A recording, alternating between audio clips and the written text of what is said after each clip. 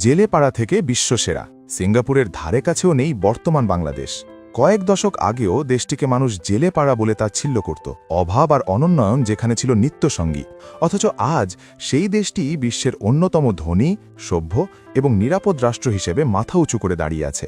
বলছি দক্ষিণ পূর্ব এশিয়ার দ্বীপ রাষ্ট্র সিঙ্গাপুরের কথা। যে সিঙ্গাপুর একসময় বাংলাদেশের চেয়েও ভঙ্গুর অবস্থায় ছিল, আজ তাদের পাসপোর্ট বিশ্বের শক্তিশালী পাসপোর্টের তালিকায় শীর্ষে। আর আমাদের পাসপোর্টের মান নিয়ে আক্ষেপের শেষ নেই। সিঙ্গাপুরের এই বদলে যাওয়ার গল্পটি অলৌকিক কিছু নয়, বরং এটি সততা, মেধা আর সঠিক পরিকল্পনার এক অনন্য উদাহরণ। সিঙ্গাপুর খুব বড় কোনো দেশ নয়, আয়তনে আমাদের চট্টগ্রামের চেয়েও ছোট। 3 দিকে সমুদ্র আর একদিকে নদী দিয়ে ঘেরা এই দ্বীপটি 1965 সালে যখন স্বাধীনতা পায়, তখন এর ভবিষ্যৎ নিয়ে খোদ জনকেরাও চিন্তিত ছিলেন। কিন্তু মাত্র 56 লক্ষ জনসংখ্যার এই ছোট্ট দেশটি আজ ছবির মতো সুন্দর।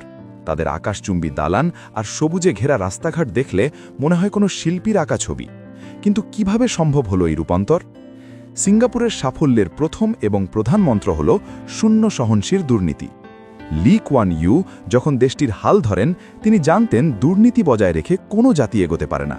তিনি সরকারি কর্মচারীদের উচ্চ বেতন ও বোনাসের ব্যবস্থা করেন, যাতে তারা অভাবের তাড়নায় অসৎ পথে না যায়। কিন্তু এত সুযোগ সুবিধার পরেও যদি কেউ দুর্নীতি করে, তবে তাকে দেওয়া হয় কঠোরতম সাজা।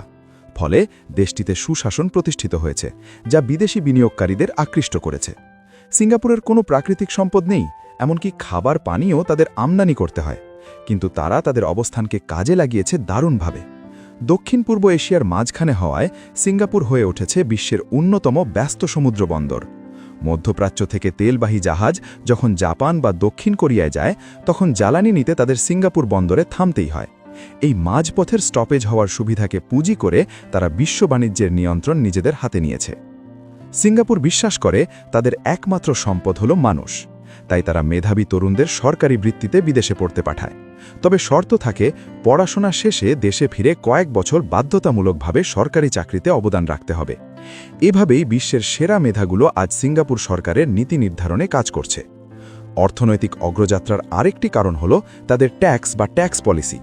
অনেক ক্ষেত্রে তারা ট্যাক্স নেয় না, এমনকি সোনা রূপা কেনা বেচা, উত্তরাধিকার সূত্রে পাওয়া সম্পদ কিংবা উপহারের উপর কোনো শুল্ক নেই। এই বাধাহীন লেনদেনের কারণে বিশ্বের বড় বড় কোম্পানিগুলো সিঙ্গাপুরে তাদের সদর দপ্তর স্থাপন করেছে। আজকের সিঙ্গাপুর মানেই আধুনিকতার চরম শিখর। তাদের চাঙ্গি বিমানবন্দর সৌন্দর্য এবং সেবার দিক দিয়ে বিশ্বে প্রথম সারিতে। যোগাযোগ ব্যবস্থাকে সহজ করতে তারা গড়ে করেছে জালের মতো ছড়িয়ে থাকা মেট্রো রেল নেটওয়ার্ক। 719 বর্গ কিলোমিটারের ছোট্ট এই ভূখণ্ডটিকে সরকার সাজিয়েছে আধুনিক সব সুযোগ সুবিধা দিয়ে। সিঙ্গাপুর প্রমাণ করেছে, আয়তন বড় হওয়া কিংবা প্রাকৃতিক সম্পদ থাকাই একটি দেশের উন্নতির জন্য যথেষ্ট নয়। দরকার দেশপ্রেমিক নেতৃত্ব আর দুর্নীতির বিরুদ্ধে আপোষহীন অবস্থান।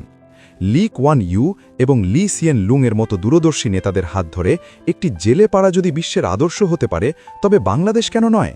আমাদের সম্পদ আছে, মানুষ আছে, অভাব শুধু সিঙ্গাপুরের মতো সেই ইস্পাত কঠিন শৃঙ্খলা আর সদিচ্ছার।